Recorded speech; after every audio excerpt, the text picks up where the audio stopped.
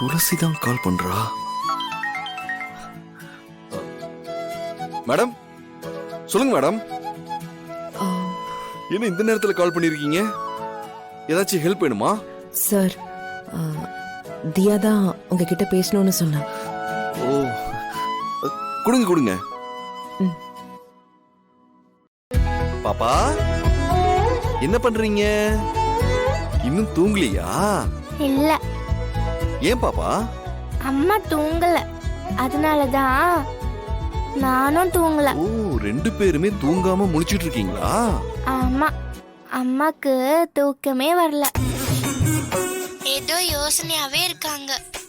அவங்கள பார்த்தா எனக்குமே தூக்கம் வரல. தூங்குறதுக்கு ஏதாவது டிப்ஸ் அம்மா கிட்ட சொல்றீங்களா? ஆஹா, என்ன டிப்ஸ் கொடுக்கலாம்?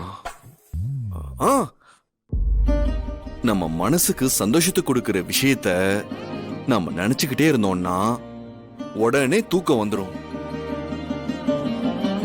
நம்ம மனசுக்கு பிடிக்காத கஷ்டப்படுற விஷயத்தை பத்தி நினைச்சுக்கிட்டே இருந்தா அப்புறம் தூக்கமே வராது. உங்க அம்மா என்ன நினைச்சிட்டு இருக்காங்கன்னு தெரியலையே. எனக்கு சந்தோஷம் எங்க அம்மா தான். நான் எங்க அம்மாவை நினைச்சுக்கிட்டே தூங்குறேன். நீங்க அம்மா கிட்ட பேசுங்க. அம்மா நான் தூங்குறேன். ஹலோ,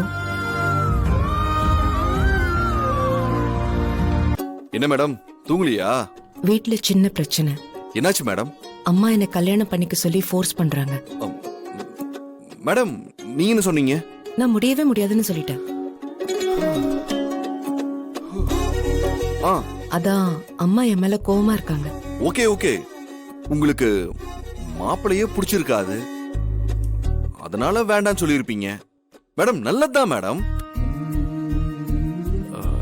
எனக்கு நீங்க ஹெல்ப் பண்ணீங்க.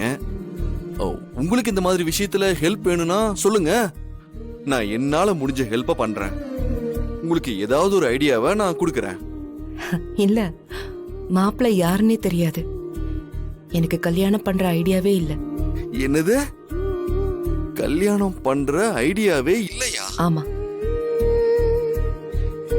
நான் லைஃப் லாங் தியாக்காக வாழ போறேன். அவதான் என்னோட உலகம்.